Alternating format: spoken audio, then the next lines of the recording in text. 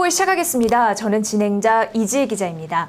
지난 주말 사이에요. 이 트럼프 전 대통령이 피격을 당하는 사상 초유의 그 사태가 벌어졌습니다. 그래서 채권 시장의 영향은 어떨런지 많은 분들이 궁금해하셔서 오늘 이 부분을 좀 발빠르게 알아보도록 하겠습니다.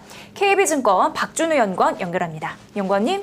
네, 안녕하십니까. KB증권 박주호입니다. 아무래도 금리가 단기적으로 상승할 리스크가 높아진 것은 사실입니다. 이번 피격 사건 이전에도 1차 대선 토론에서 트럼프가 바이든보다 더 우수한 모습을 보이면서 이번 대선에서 트럼프가 승리할 것이라는 기대가 이미 높아진 상황이긴 했었습니다. 주말 사이에 여러 해외 베팅 사이트를 보면 트럼프의 당선 확률이 훨씬 더 높아진 것으로 보여집니다. 역사적으로 미국 대통령 혹은 후보가 총격을 당했을 때 대부분의 경우에는 대선에서 승리한 바가 또 있었고, 트럼프가 또 의연한 모습을 보이면서 보수당을 집결하는 그런 효과들이 나타날 것으로 예상이 됩니다. 대선을 주목하는 이유 중에 하나는 2016년도에는 트럼프가 예상치 못하게 당선되면서 금리가 급등을 한 경험들이 있었습니다. 2016년 11월에 미국 대선 직후로 그리고부터 1, 2개월 동안, 즉 2016년 연말까지 미국 10년물 금리가 60pp가량 상승을 했었습니다.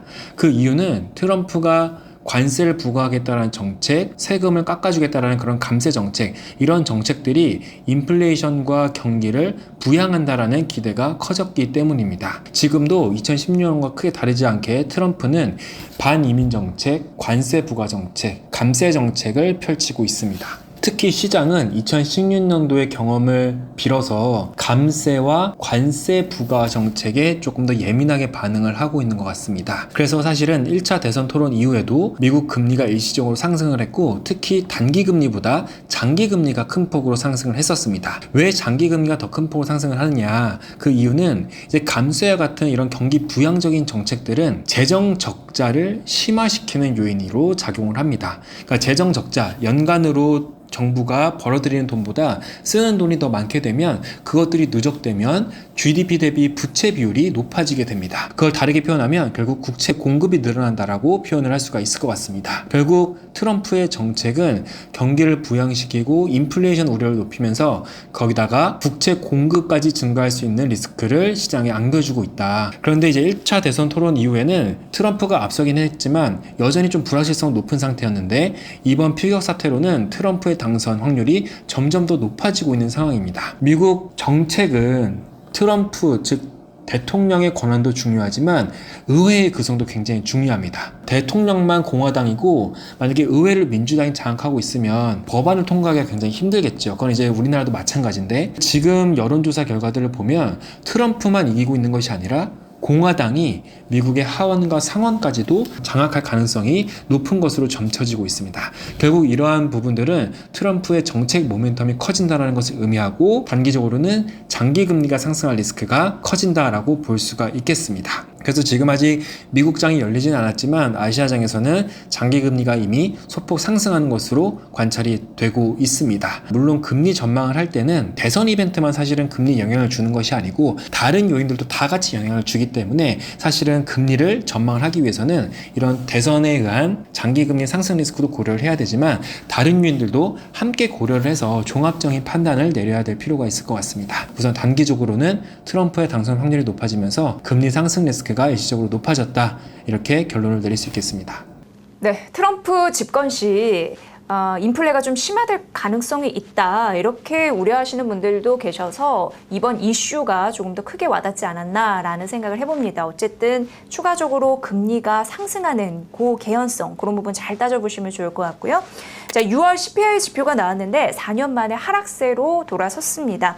채권 시장 기준으로 분석 좀 부탁드릴게요.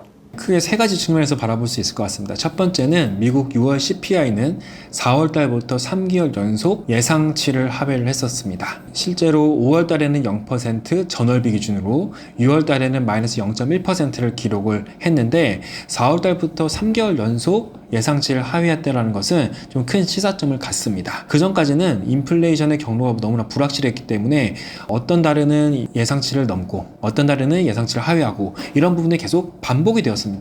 근데 이번 3개월, 최근 3개월은 뚜렷하게 예상보다 인플레이션이 빠르게 안정되고 있다는 부분이 확인이 됐다 이렇게 볼 수가 있겠고요. 두 번째는 실제 수치인데 저희가 CPI 인플레이션을 볼 때는 전월비로도 보고 3개월 변화의 연율화도 보고 또 연간 상승률도 봅니다. 그런데 그중에서 특히 중요한 부분이 3개월 혹은 6개월 연율 지표입니다. 그게 무슨 말이냐면 예를 들면 3개월 연율이라고 하는 것은 최근 CPI 3개월 동향이 1년 동안 이어진다고 했을 때 연간 인플레이션이 몇 %일까요?를 나타내는 지표입니다. 즉 4월, 5월, 6월달 CPI가 지속된다라고 하면 연간으로는 CPI가 1.05%의 추세를 지금 나타내고 있고 또 에너지와 음식료를 제외한 근원 인플레이션은 2.1%를 기록을 하고 있습니다. 즉 단기적인 추세가 이미 연준의 목표치에 도달했다라는 부분이 두 번째 포인트입니다. 세 번째는 주거비입니다. 그동안 인플레이션이 하락할 것이라는 기대도 불구하고 인플레이션이 연초에 또 반등했던 이유 중에 하나는 이 주거비 인플레이션이 예상만큼 빨리 하락하지 않았기 때문입니다. 물론 이 주거비 인플레이션은 전년 동월비 기준으로 5%대를 기록하면서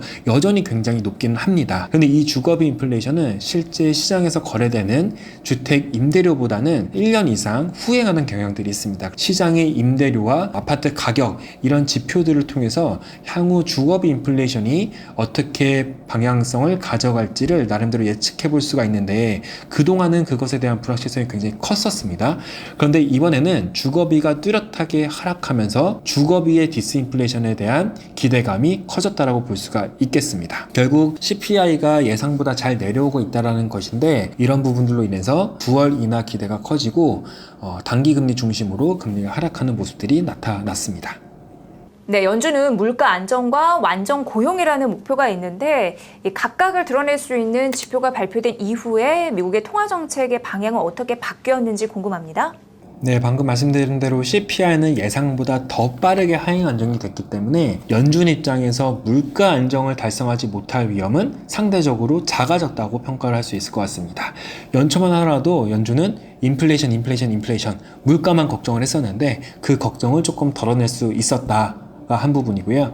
두 번째는 7월 초에 고용 지표들이 발표가 됐었는데 예상보다 오히려 고용이 둔화되는 모습들이 관찰이 됐습니다. 그 전까지는 연준은 고용 시장 너무나 강하기 때문에 고용 시장 크게 걱정할 필요 없고 인플레이션에만 집중을 하면 돼 라는 입장이었는데 지금은 인플레이션은 잘 낮아지고 있고 오히려 고용이 조금 부진한 모습을 보이고 있기 때문에 연준 입장에서는 이제 두 가지 리스크, 즉 물가 안정을 달성하지 못할 리스크, 완전 고용을 달성하지 못할 리스크, 이 두 가지의 리스크를 균형적으로 바라보기 시작했다고 볼 수가 있겠습니다. 9월달 기준금리 인하가 굉장히 가까워졌다 이렇게 저희는 판단을 하고 있고요. 그 이후에도 12월에도 추가 인하가 가능할 것으로 보고 있습니다. 연준의 통화 정책이 더 완화적으로 돌아서면 돌아설수록 단기금리 중심으로 더 큰 폭으로 하락할 여지가 있지 않을까 이렇게 생각을 하고 있습니다.